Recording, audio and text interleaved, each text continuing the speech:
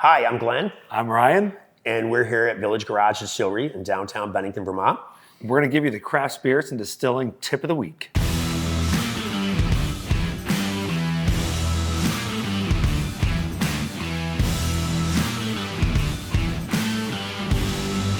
When we're talking about fermentation, you're talking about how many days, right? So you always will ultimately end up in saying, how much production do I want to make per year?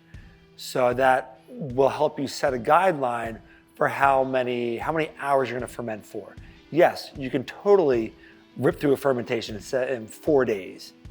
So that way you can say, hey, we're going to brew and distill 4 times a week. We do that for our staple products, our bourbon, we can do in 4 days. I like to do 5 days to give it a little bit more time for acid buildup. Depending, we do open top fermentation, which is nice because then we use the wild yeast cultivated from the air as well. We take that to our advantage. That builds up an acid profile that we can only achieve here for our area, so that gives you a taste of what we're about here. When we're ready to ferment and we transfer our mash over to our fermentation vessel, we use open top fermentation.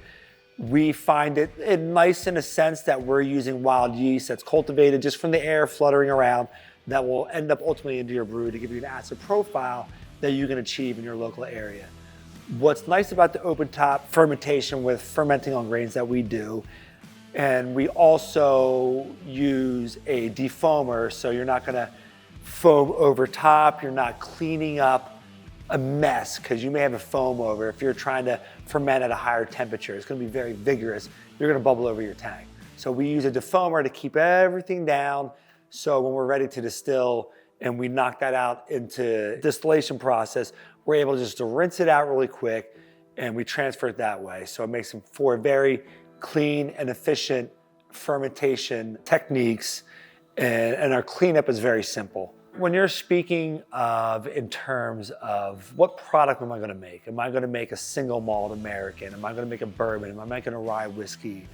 What am I going to ferment? When you're talking about that, even with open top fermentation, you kind of want to figure out your production schedule with efficiency, with how much grain that you have in hand to keep the ebb and flow, and there's not a buildup of everything. So say for a bourbon, for example, yes, you can ferment those in 72 hours.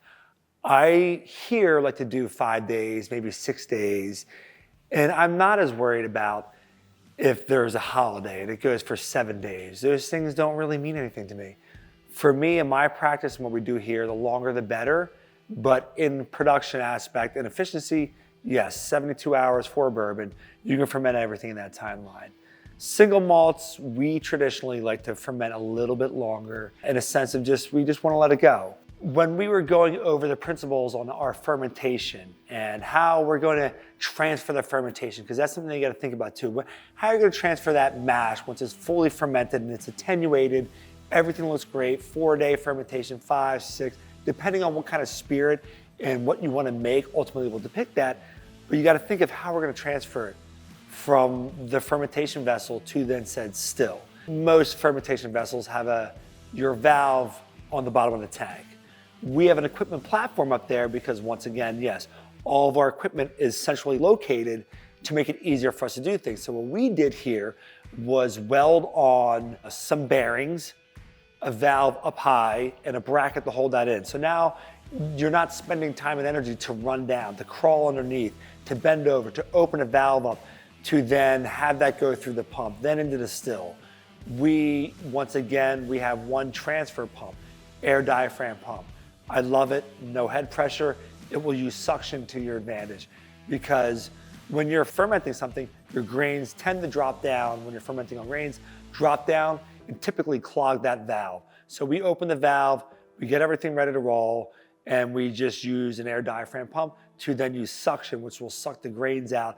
There's no agitator to then steer up the grains in the fermentation tank to make it easier to transfer. So we open up our valves that we raised up, open it up, turn the pump on, suck it out. I spray a little bit of water because with that being said, we're not flooding water into our fermentation vessel which ultimately will lead to a higher pot temperature when you're actually distilling. So now we can keep that lower temperature without, we need 40 extra gallons of water to transfer that, to clean all that grains out. I spray a few gallons of water down, everything goes right out into my still, then we're ready for the next process that we will be speaking about, which is distilling. For more information on building out a sustainable and efficient distillery, Make sure you click the link below.